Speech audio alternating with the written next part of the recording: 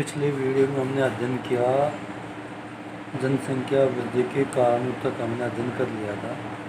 इसमें जन्म दर, मृत्यु दर और प्रवास 3 आते हैं।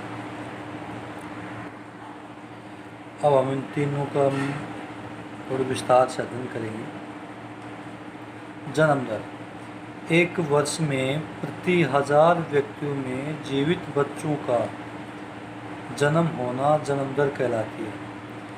एक वर्ष में प्रति 1000 व्यक्तियों में जीवित बच्चों का जन्म होना जन्म दर कहलाती है। कि एक वर्ष में जितने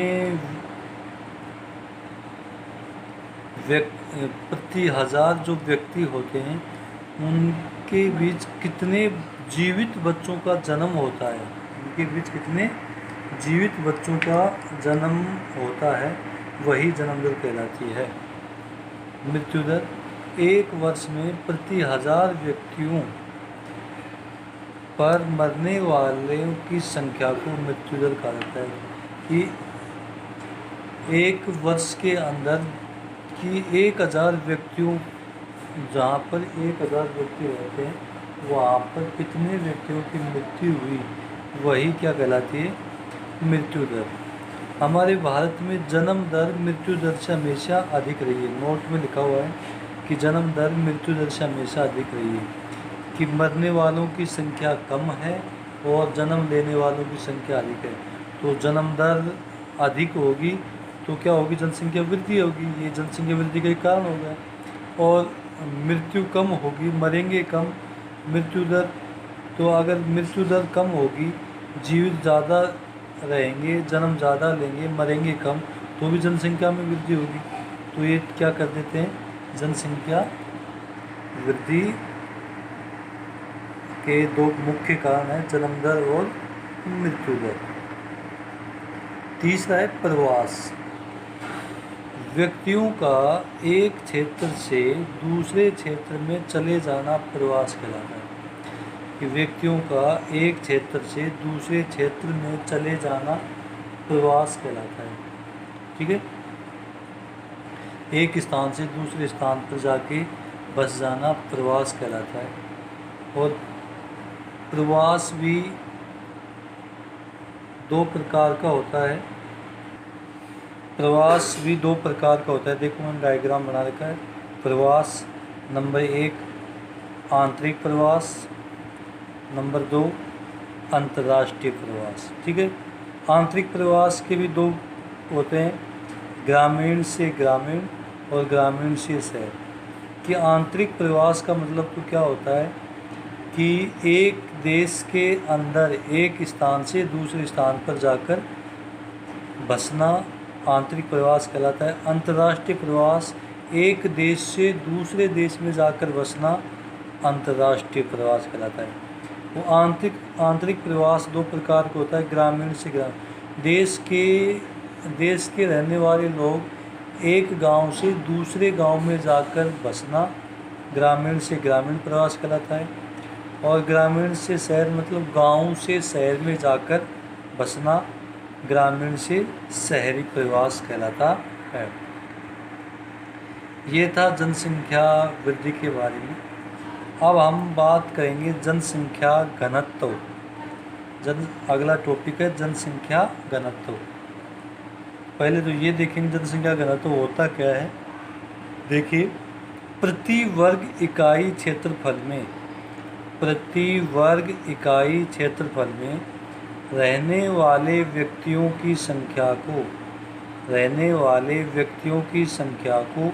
जनसंख्या घनत्व कहते हैं। प्रति वर्ग इकाई क्षेत्रफल में रहने वाले व्यक्तियों की संख्या को जनसंख्या घनत्व कहते हैं।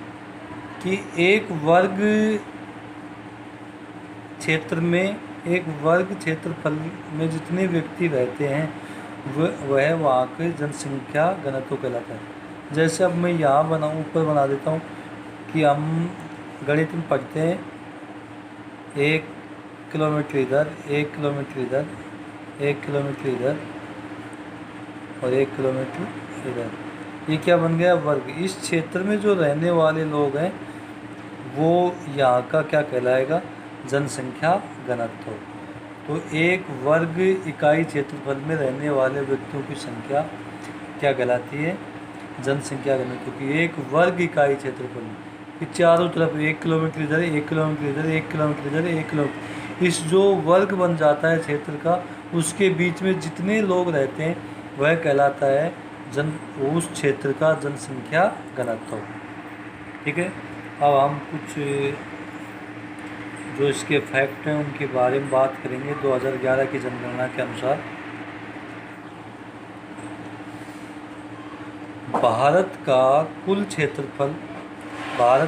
क्षेत्रफल कितना है, 32,87,263 वर्ग किलोमीटर। ये जो है ना, ये स्क्वायर लगा हुआ है, 2 km से तो किलोमीटर बनता है और स्क्वायर लगा हुआ है इससे वर्ग, तो 32,87,263 वर्ग किलोमीटर क्षेत्रफल है भारत का।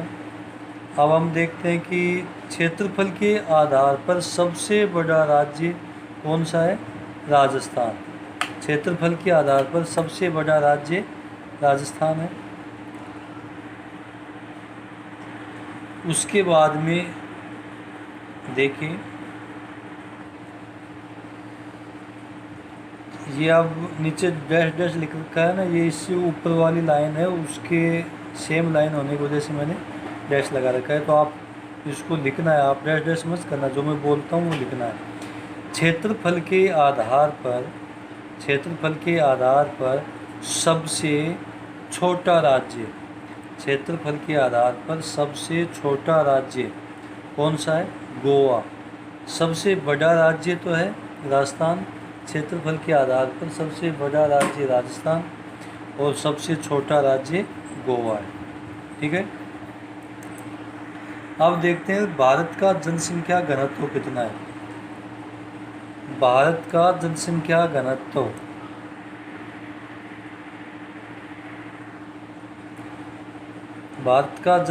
घनत्व है 382 व्यक्ति प्रति वर्ग किलोमीटर। कौन सी जनगणना के आधार पर, 2011 की जनगणना के आधार पर भारत का जनसंख्या घनत्व है 382 व्यक्ति प्रति वर्ग किलोमीटर। ठीक है, कि जो मैंने ऊपर बताया था, ये एक वर्ग इधर, 1 किलोमीटर इधर, 1 किलोमीटर इधर, 1 किलोमीटर इधर, 1 किलोमीटर, जो ये क्षेत्र बनता है 1 वर्ग किलोमीटर का, इसके बीच में भारत में जो व्यक्ति निवास करते हैं वो कितने, 382 व्यक्ति प्रति वर्ग किलोमीटर में निवास करते हैं। अब देखना, जो मैं बोलता हूँ ना उसको ध्यान रखना कि सर्वाधिक जनसंख्या घनत्व वाला राज्य, ये जो डैश डैश है इसका मतलब जनसंख्या घनत्व। ठीक है, सर्वाधिक जनसंख्या घनत्व वाला राज्य है बिहार। कौन सा राज्य है, बिहार। इसमें है 1 वर्ग किलोमीटर में रहते हैं 1102 व्यक्ति प्रति वर्ग किलोमीटर, कि 1102 व्यक्ति प्रति वर्ग किलोमीटर। जो लाइन खींची हुई है इसका मतलब होता है प्रति, तो प्रति वर्ग किलोमीटर है। तो सर्वाधिक जनसंख्या घनत्व वाला राज्य है बिहार। अगला है न्यूनतम जनसंख्या घनत्व वाला राज्य। न्यूनतम जनसंख्या घनत्व वाला राज्य वह है अरुणाचल प्रदेश। अरुणाचल प्रदेश में 17 व्यक्ति प्रति वर्ग किलोमीटर में रहते हैं। यहाँ पर सबसे कम जनसंख्या घनत्व पाया जाता है, 17 व्यक्ति प्रति वर्ग किलोमीटर। ठीक है। अब राजस्थान के संदर्भ में देखते हैं। राजस्थान का जनसंख्या घनत्व कितना है, 201 व्यक्ति प्रति वर्ग किलोमीटर। राजस्थान का जनसंख्या घनत्व 201 व्यक्ति प्रति वर्ग किलोमीटर, कि एक वर्ग, जो मैंने बताया था ऊपर, एक वर्ग किलोमीटर जो बनता है उसमें 201 व्यक्ति निवास करते हैं। भारत में कितने करते हैं, 382। ठीक है। अब जिलों का देख लेते हैं।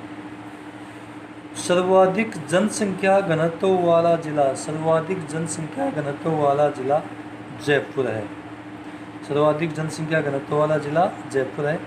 इसमें 598 व्यक्ति प्रति वर्ग किलोमीटर में, कि जयपुर में कितने रहते हैं, 598 व्यक्ति प्रति वर्ग किलोमीटर में निवास करते हैं। तो राजस्थान का सबसे ज़्यादा जनसंख्या घनत्व वाला जिला है जयपुर। और न्यूनतम जनसंख्या घनत्व वाला जिला, राजस्थान का न्यूनतम जनसंख्या घनत्व वाला जिला जैसलमेर है। ठीक है, राजस्थान का न्यूनतम जनसंख्या घनत्व वाला जिला जैसलमेर है, जिसमें 17 व्यक्ति प्रति वर्ग किलोमीटर रहते हैं। 17 व्यक्ति प्रति वर्ग किलोमीटर रहते हैं। ये हो गया भारत और राजस्थान के बारे में।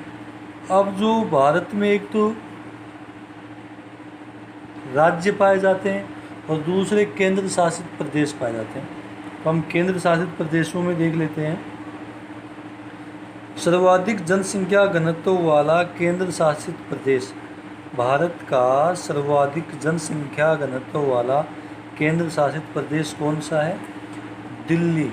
सर्वाधिक जनसंख्या घनत्व केंद्र शासित प्रदेशों में है, वह किसकी? दिल्ली की।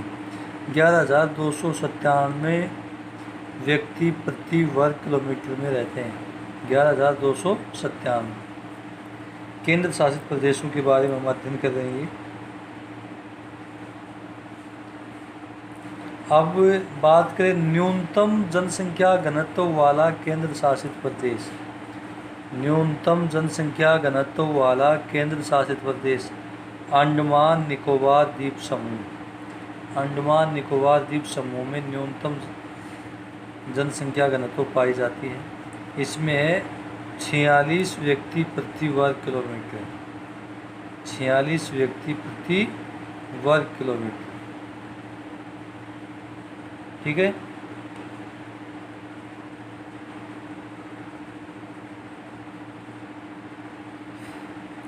अब हम ये तो थी जनसंख्या घनत्व के बारे में बात की हमने। अब हम बात करते हैं कि जनसंख्या घनत्व को प्रभावित करने वाले कारक। जनसंख्या घनत्व को प्रभावित करने वाले कारक के बारे में हम अध्ययन करेंगे। सबसे पहला है धरातल। ये डायग्राम बना रखा है मैंने। सबसे एक पहला है धरातल, दूसरा है जलवायु, तीसरा है रोजगार के अवसर, चौथा है शिक्षा चिकित्सा जैसी मूलभूत सुविधाएं। अब हम इनका विस्तार से थोड़ा सा ध्यान से सुन लेना। लिखाऊंगा नहीं इसके बारे में, केवल ये आपके सिलेबस में केवल इन कारकों का बस नाम है। तो एक बार इनको ध्यान से सुन लेना कि ये किस प्रकार जनसंख्या घनत्व को प्रभावित करते हैं। तो नंबर 1 पर देखते हैं धरातल, कि जिस क्षेत्र का धरातल समतल होगा, मैदानी भाग होगा, उस क्षेत्र पर सर्वाधिक जनसंख्या घनत्व का दबाव होगा। तो वहाँ पर सर्वाधिक जनसंख्या घनत्व पाया जाएगा। जहाँ का धरातल समतल या मैदान होंगे, वहाँ पर सर्वाधिक जनसंख्या पाई जाती है। और जिस क्षेत्र में ऊबड़ खाबड़ क्षेत्र होगा, जहाँ पर पहाड़ी इलाका होगा और क्षेत्र समतल नहीं होगा, वहाँ पर जनसंख्या घनत्व क्या पाया जाता है? कम पाया जाता है। तो जहाँ पर जनसंख्या घनत्व को प्रभावित करने वाला कारक, ये समतल धरातल है तो वहाँ पर जनसंख्या अधिक पाई जाएगी, मैदानी भाग है तो वहाँ पर अधिक पाई जाएगी, और जहाँ पर नदी नाला ऊबड़ खाबड़ पहाड़ी इलाका है वहाँ पर जनसंख्या कम पाई जाएगी। तो धरातल क्या करता है? जनसंख्या घनत्व को प्रभावित करता है। बस इतना ही आप समझो। जलवायु, जिस क्षेत्र की जलवायु सम पाई जाती है, जिस क्षेत्र की जलवायु सम पाई जाती है, वहाँ पर जनसंख्या का दबाव अधिक रहता है। जिस सम मतलब कि न तो अधिक सर्दी पड़े न अधिक गर्मी पड़े, वहाँ पर जनसंख्या का दबाव अधिक रहता है, अर्थात जनसंख्या अधिक पाई जाती है। जिस क्षेत्र में गर्मी अधिक पड़ेगी, तापमान अधिक होगा, वहाँ भी जनसंख्या कम होगी। और जिस क्षेत्र में सर्दी अधिक पड़ेगी, वहाँ भी क्या होगी, जनसंख्या कम होगी। देखो भारत के संदर्भ में देखो, जहाँ रेगिस्तानी इलाका है, वहाँ पर क्या है कि तापमान बहुत अधिक पड़ता है, तो वहाँ पर जनसंख्या कम पाई जाती है। जैसे हमने देखा था न्यूनतम जनसंख्या घनत्व वाला राजस्थान में कहाँ है, जैसलमेर में, ठीक है। और जहाँ पर भारत के संदर्भ में देखें, जहाँ पर बर्फ़ गिरती है लद्दाख वाले साइड में, वहाँ पर भी जनसंख्या कम पाई जाती है। और जिस क्षेत्र में तापमान सम रहता है, वहाँ पर अर्थात जलवायु सम रहती है कि न ज़्यादा सर्दी न ज़्यादा गर्मी, वहाँ पर जनसंख्या का दबाव अधिक होता है। रोजगार के अवसर, कि जिस क्षेत्र में रोजगार के अवसर अधिक मिलते हैं, उस क्षेत्र में जनसंख्या का दबाव अधिक रहता है। जिस क्षेत्र में रोजगार के अवसर अधिक मिलते हैं, वहाँ पर जनसंख्या का दबाव अधिक रहता है। जैसे देख लो कि जिस क्षेत्र में उद्योग धंधे अधिक खुल जाते हैं, वहाँ पर रोजगार की तलाश में गांव से बेरोजगार वहाँ पर पलायन कर जाते हैं और वहाँ रहने लग जाते हैं जहाँ पर रोजगार के अवसर प्राप्त होते हैं। देखो कि गांव से शहरों की ओर आवास क्यों बढ़ा है, क्योंकि शहरों में क्या होता है, रोजगार के अवसर अधिक होते हैं। कि जहाँ पर रोजगार की अवसर अधिक होंगे, वहाँ पर जनसंख्या अधिक पाई जाएगी, और जहाँ पर रोजगार के अवसर कम होंगे, वहाँ पर जनसंख्या कम पाई जाएगी, ठीक है। जहाँ पर शिक्षा की सुविधा अच्छी होगी, अच्छे स्कूल होंगे, अच्छे पास में आने जाने का साधन होंगे, और जहाँ पर चिकित्सा सुविधाएं बहुत अधिक होंगी। चिकित्सा जैसी जहाँ पर मूलभूत आवश्यकताएं अधिक पाई जाती हैं, ये मूलभूत सुविधाओं में आ जाती हैं, तो वहाँ पर भी जनसंख्या का दबाव अधिक रहता है। ये था जनसंख्या घनत्व को प्रभावित करने वाले कारक। अब अगला टॉपिक है जनसंख्या समस्या। हेडिंग डालना जनसंख्या समस्या, कि अधिक जो जनसंख्या होती है वो कुछ समस्याएं उत्पन्न करती है। तो वह क्या क्या समस्याएं उत्पन्न करती है, उसके बारे में हम बात करेंगे। नंबर 1, देश की आर्थिक समृद्धि में बाधक है। कि देश की आर्थिक समृद्धि में बाधक, कि जो आय, देश के पास जो आय होती है, देश की आर्थिक वृद्धि बढ़ाने के लिए जो आय प्राप्त होती है, वो उसका आधे से ज़्यादा आय तो किसमें, जनसंख्या को कंट्रोल करने में चली जाती है। अगर समस्या नहीं होती, तो वो जितने खर्चा जनसंख्या को कंट्रोल करने में लगाया जाता, उतना इसकी आर्थिक वृद्धि को या आर्थिक समृद्धि को बढ़ाने में लगाते, जिससे कि देश की आर्थिक वृद्धि अधिक होती और देश विकसित होने की दिशा में अग्रसर होता। तो ये एक समस्या है, क्योंकि बहुत ज़्यादा पैसा या धन किस पर, जनसंख्या को कंट्रोल करने में खर्च हो रहा है। अगर ये समस्या नहीं होती, तो उस कंट्रोल करने में जो जितना पैसा लगता है, वह इसके विकास में लगाया जाता, देश के विकास में लगाया जाता, जिससे कि देश आगे विकसित देशों की श्रेणी में जाता। नंबर 2, भोजन, कपड़ा, आवास, शिक्षा, स्वास्थ्य सुविधाएं जैसी मूलभूत आवश्यकताओं की पूर्ति करने के लिए अधिक संसाधनों का उपयोग करना पड़ता है। कि अधिक जनसंख्या होगी तो उनके लिए भोजन भी अधिक चाहिए, कपड़ा भी अधिक चाहिए, आवास भी अधिक चाहिए, शिक्षा भी अधिक लोगों को चाहिए, स्वास्थ्य सुविधाएँ भी उन्हीं के अनुकूल होनी चाहिए, जैसी मूलभूत आवश्यकताओं को पूर्ति करने के लिए।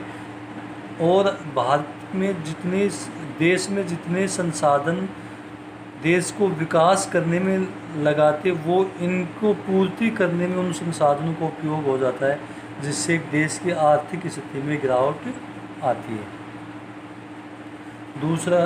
तीसरा है बेरोजगारी, गरीबी इत्यादि समस्याएं लगातार बढ़ रही है, बढ़ती जाती हैं।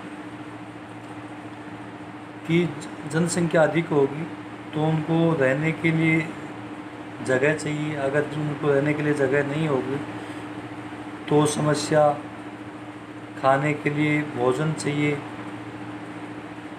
रोज़गार चाहिए। अगर भोजन, रहने के लिए सुविधा नहीं है और रोज़गार नहीं है तो वह किसको जन्म देता है? गरीबी को। और यह समस्या लगातार, जैसे जैसे जनसंख्या बढ़ रही है, यह समस्या लगातार बढ़ती जा रही है। चौथा है भौतिक सुख सुविधाएं जैसे पानी, बिजली, यातायात, आवास आदि की समस्याएं उत्पन्न होती हैं। कि अधिक जनसंख्या होगी तो जो भौतिक सुख सुविधाएं होती हैं, जैसे कि शरीर को आनंद पहुंचाने वाली सुविधाएं, जैसे पानी चाहिए। अगर ज़्यादा लोग, जनसंख्या अधिक होगी तो ज़्यादा लोगों तक पानी पहुंचाने में समस्या हो जाती है, और पानी पहुंचाएंगे तो इन संसाधनों को उपयोग करेंगे जो कि उनके देश की आर्थिक वृद्धि में जो सहायक जो साधन थे उनका उपयोग यहाँ पानी पहुंचाने में लगा दिया जाएगा, बिजली पहुंचाने में लगा दिया जाएगा, यातायात के साधनों को चलाने में लगा दिया जाएगा, आवास आदि सुविधाएं उपलब्ध करवाने में ही सारे जो साधन हैं, संसाधन हैं, उनका उपयोग हो जाता है। इससे देश की आर्थिक स्थिति कमज़ोर होती चली जाती है। तो इसलिए जनसंख्या भी एक क्या है? समस्या है। ठीक है, ध्यान से उतार लेना इन पॉइंट को। तो अब उसके बाद आती है साक्षरता। जनसंख्या समस्या के बाद में क्या आती है? साक्षरता। एक व्यक्ति जिसकी आयु 7 वर्ष या उससे अधिक है, जो किसी भाषा को समझकर लिख या पढ़ सकता है, उसे साक्षर माना जाता है। कि जो व्यक्ति जिसकी आयु 7 वर्ष या उससे अधिक हो गई है, न्यूनतम आयु कितनी मानी गई है? 7 वर्ष। ठीक है, इससे 7 वर्ष का हो या उससे अधिक का हो, जो किसी भी भाषा को समझकर लिख या पढ़ सकता हो, उसे क्या माना जाता है? साक्षर माना जाता है। अब हम देखें भारत की साक्षरता दर कितनी है। 2011 की जनगणना के अनुसार जो है 74.04। भारत की साक्षरता दर कितनी है? 74.04%। भारत की पुरुष साक्षरता दर, इसमें पुरुष कितने हैं साक्षर? 82.14। भारत की महिला साक्षरता दर 65.46। अब मैं आपकी जो 10वीं क्लास के जो सिलेबस में है वही ये दरें बता रहा हूँ। अगर कुछ आप कहीं और कुछ देखो तो उससे कंफ्यूज मत होना, क्योंकि जो बता रहा हूँ मैं आपके सिलेबस में, क्योंकि आपको आगे पेपर में तो वही लिखना है जो आपके सिलेबस में होगा। ठीक है, तो इसमें कुछ कंफ्यूज होने की आवश्यकता नहीं है। अब हम देखते हैं कि भारत का सर्वाधिक साक्षर राज्य कौन सा है। वह है केरल। भारत का सर्वाधिक साक्षर राज्य केरल, और उसके सामने कोष्टक में साक्षरता दर दी हुई है। तो केरल की साक्षरता दर है 93.91% है। भारत का न्यूनतम साक्षर राज्य कौन सा है? बिहार। कि भारत का न्यूनतम साक्षर राज्य है बिहार, और इसकी 63.82%। अब हम राजस्थान के बारे में अध्ययन करें। राजस्थान की साक्षरता दर है 67.07।